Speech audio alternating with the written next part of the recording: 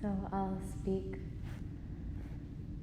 one last time about the Dharma, and then we'll do a practice for the last two divine abodes, and that will close us out.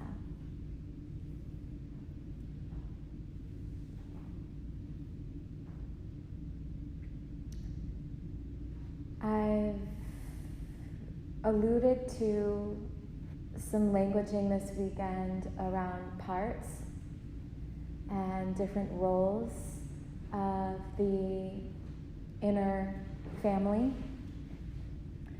And I'm speaking from a particular dialect of a depth psychology format that was founded by a man named Richard Schwartz, who's at Harvard Medical at the time, a celebrated trauma psychotherapist, who started to pick up on, by learning through his patients, this kind of normalized agreement around having oppositional thoughts or opinions even within one container of experience. So he would notice this similar narrative from his patients where they'd say, you know, a part of me really wants to leave him, but the other part couldn't imagine going through another breakup. You know, or there's a part of me that feels really bad about that thing that I did, but, you know I thought I had to do it. And over the years, he just bore witness to the fact that everybody has multiplicity. We all have multiple personality within us. And there's a complexity to the emotional landscape where there can be almost like a fragmentation or a shattering of a lot of different perspectives that we try to hold all in one sphere, which at times makes us feel chaotic at very least, and totally full-blown crazy at the most. And so the psychology became internal family systems. Richard Schwartz is a systems thinker, and he was a family therapist. So he dealt with highly dysfunctional family dynamics, and noticed that in a family unit, there's a lot of different roles that each of us play. Someone is the mother and also the figure of love and forgiveness. Somebody else is a child and has a clear need for care and attention. Somebody else, as a teenager, might be in the family unit and also really require some level of external validation or approval. So he took that framework and basically reflected interiorly that we have an inner family of all of the different ages that we've ever been and all of the different roles that we've ever played. So right now, you know, there's the 7-year-old girl in me that would rather be playing outside and playing in the sand and feeling the sun and the wind. And then there's the teacher in me that feels so grateful to be in this seat, and the student that's also here because that's informed my capacity to teach, and you know, the yogi and the daughter and the partner and the organizer and the gypsy, and all of these different aspects of who I am. And some of them are directly oppositional. Like, I have a part that is totally a hermit and really would prefer a very minimal amount of social engagement. And as I get older, I just become more and more of an introvert. And she would prefer to be in noble silence most of the time and meditate most of the day and fast and just like dig into roots of suffering and that ardent, strict Buddhist practitioner in me. And I'm so grateful to her because she's what carries me through, long held retreats and daily practice. So there's an enrichment there. But I also I'm a Taurus, and I love like the sensual side of life too. So there's that part of me that wants to have chocolate gelato and a bed of silk sheets and have all of her friends around for a big slumber party. And I'm so grateful to her too, because there's a richness in that. So I'm not interested in fulfilling a certain role, teacher, hermit, social butterfly. It would narrow my life experience. And it would also narrow my ability to relate to other people, because if they have different preferences, then it would be harder to intersect. So I'm less interested in becoming identified stringently with one of those roles and more interested in those roles meeting one another and also having time with that space in me that's not apart, that doesn't have preferences, that isn't concerned with conditions, that isn't in age, because it's my Buddha nature.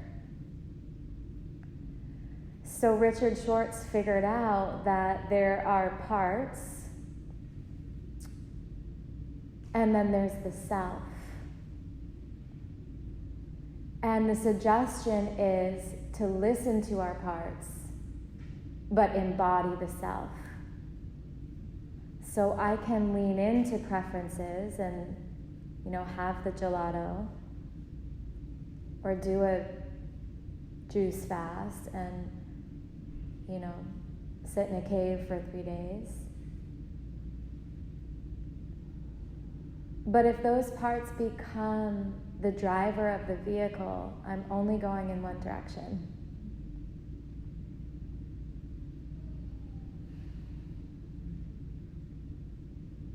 Now, there are parts of us that we would prefer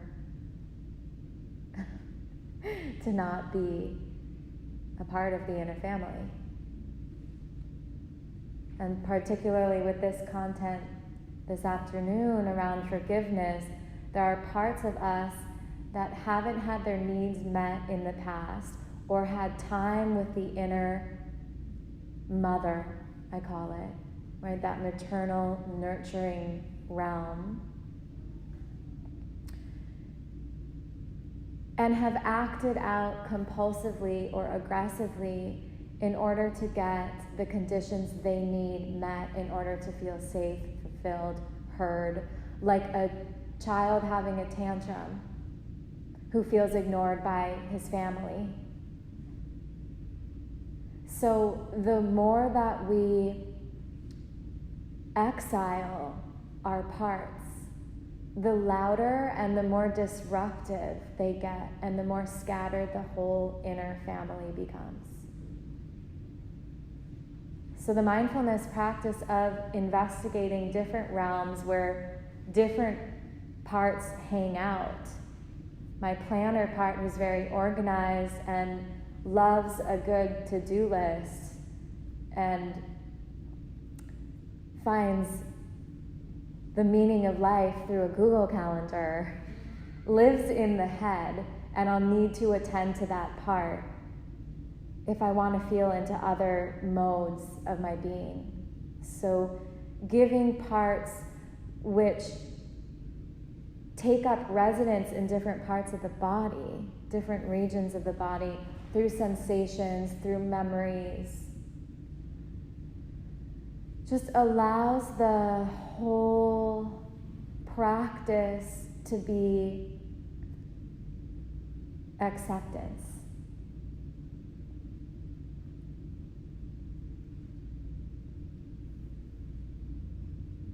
And so though we may have parts that feel cluttered or chaotic or crazy or clumsy,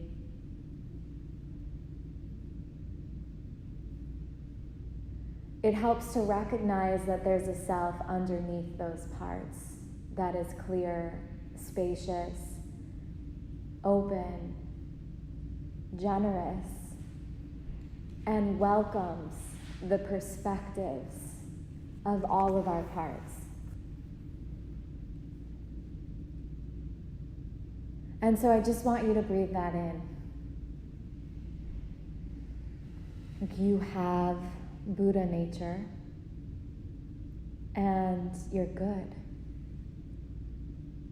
We need to be reminded that even though we have parts of us that feel bad or wrong or not good enough, right? The inner critic is a pretty universal part that it's said cross-culturally comes online around the age of 7, when we start recognizing someone's faster than us on the playground or smarter than us in school. And at that time, we didn't have the resources to meet the grief or the sorrow or the shame with a skillful awareness. So much of the practice is healing the wounds of our younger parts that at the time didn't have the capacity to be met with safety and sufficiency. And that's where the Hara realm, the Buddha nature, the you who is not a part, but the self with a capital S, that's the life force arena to heal wounds, past traumas, times when our parts didn't get their needs met. We get to show those parts where we are now and the resources that we've cultivated, the practices we invest in now.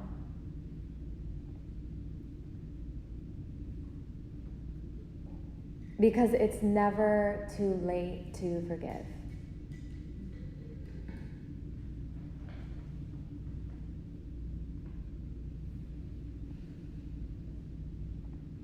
So whatever burden you're carrying,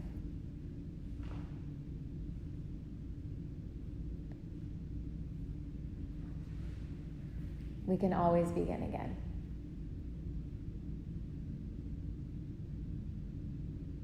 Again, nirvana is the agency of choosing to soften in the face of adversity.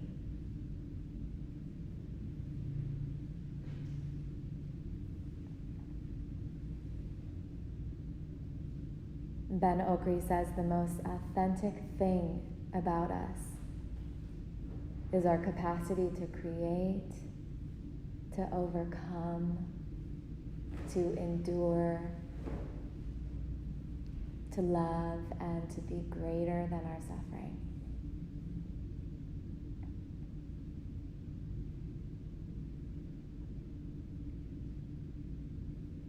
So to train in remembering who you are,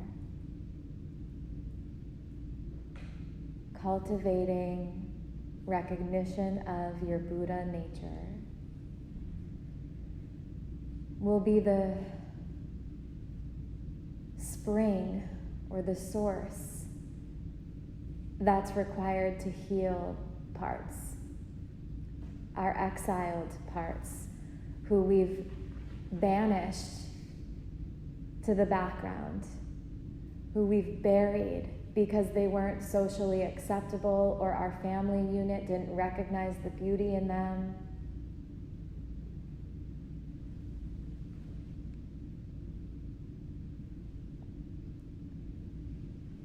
The teachings suggest that all of our parts are welcome.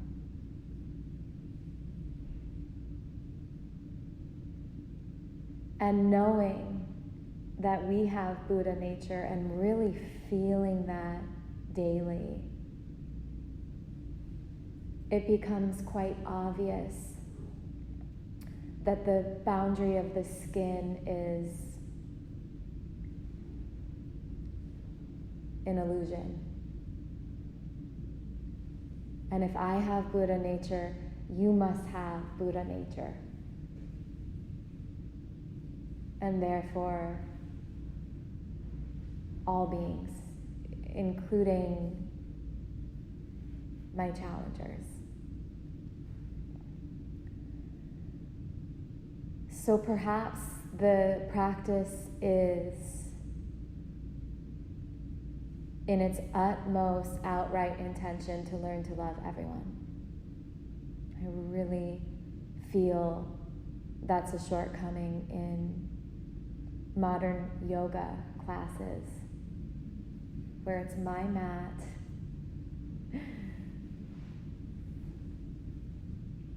my practice, my bliss body. I came here because I need to feel okay. And whoever's in my way needs to step aside. And if the practice doesn't generate more feelings of loving kindness and empathy and compassion and understanding and worship for other people, just utter adoration for the Uber driver, the FedEx delivery man, the guy behind the sandwich counter who made me turn away because I didn't have a mask after I'd been waiting for 20 minutes in line. Thank you, you're the Buddha. I'll just go get a smoothie.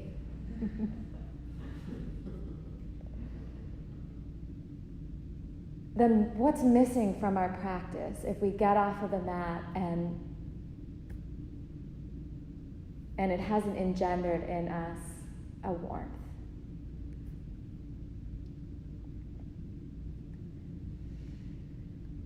So we'll have to forgive ourselves and the parts of us that have messed up and have been less than skillful in their interactions with others and with self.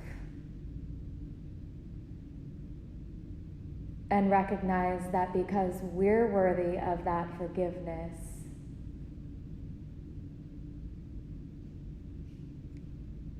then so is everybody else.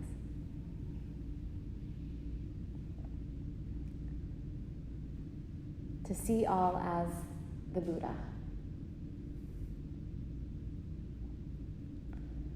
So in Hermann Hesse's novel Siddhartha, there's a passage that just always sends chills down my spine, and it's when the traveler is visiting the boatman who ferries people across the river. And it's the boatman's job to just shuttle people back and forth and across the river. And he does that for his whole life, back and forth. And so for a few years, Siddhartha lives with this boatman and takes on the job, takes on the role of being a boatman. He plays that role for some time, and he ages, and he meets so many people in different phases of their journey. For whatever reason, they're coming across the river, and he sees all the faces, all the beings, the angry people, the quarreling lovers in the back of the boat, the twisted ones, the dying, the jubilant,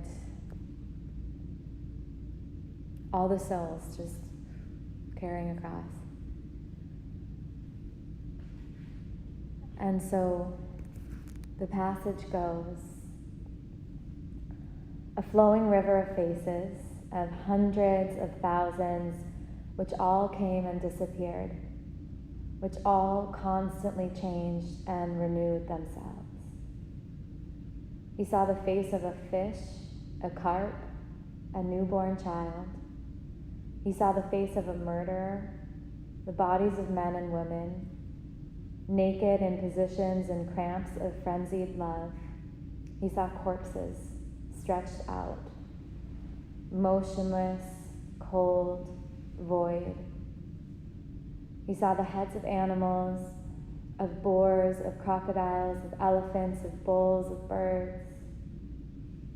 He saw gods, saw Krishna, saw Agni. He saw all of these figures and faces in 1,000 relationships with one another, each one helping the other, loving it, hating it, destroying it, giving rebirth to it. Each one was a will to die, a passionately painful confession of transitoriness, and yet none of them died. Each one only transformed, was always reborn, received evermore a new face, without any time having passed between the one and the other face, and all of these figures and faces rested, flowed, generated themselves, floated along, and merged with each other.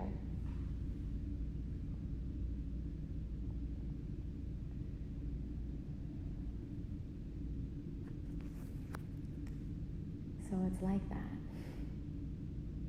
All of the different faces we are, all the different ages we are, and the people we've been and the people we know.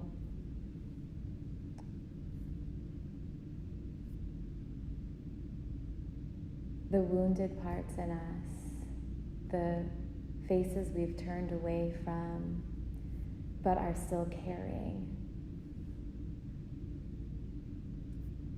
They're with us, they're lodged in the somatic system. And we'll need to shine the light of awareness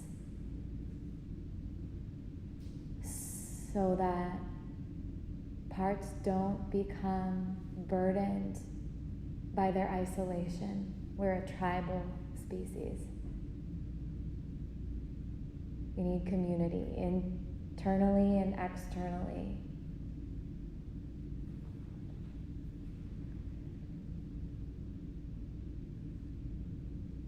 And then the tone of forgiveness and acceptance for our parts, our wounded parts, our burdened parts, the exiled parts, will allow us the template to be able to welcome and accept others. And that is at the root of so much socio-political discord today. And in all cycles of modern human life. The agony and the suffering of exiling inner parts of us, which then makes it easy to not accept differences in others.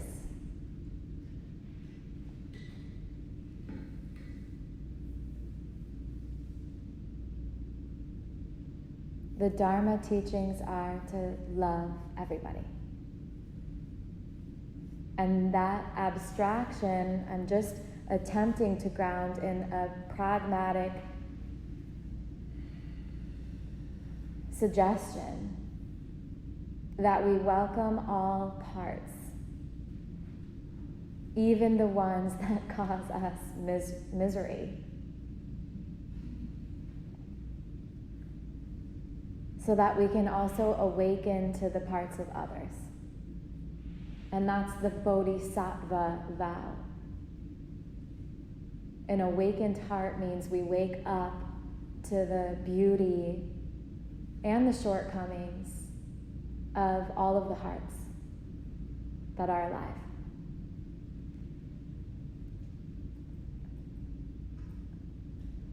So we'll practice in a moment, practice for forgiveness. Kshama. But before we do, I just want to share some last words. This is from Thomas Merton. He's an American monk and writer.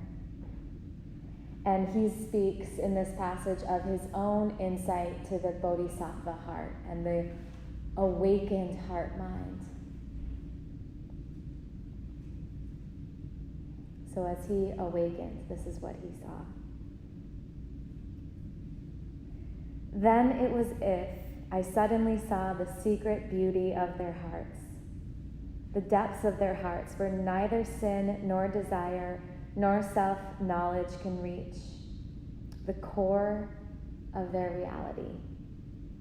The person that each one is in the eyes of the divine. If only they could all see themselves as they really are. If only we could see each other that way all the time. There would be no more war, no more hatred, no more cruelty, no more greed. I suppose the big problem would be that we would all fall down and worship each other.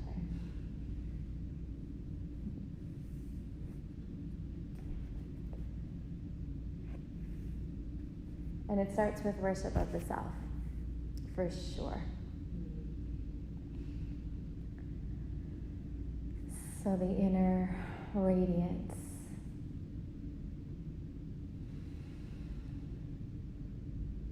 So let's lie down with our eyes gently closed.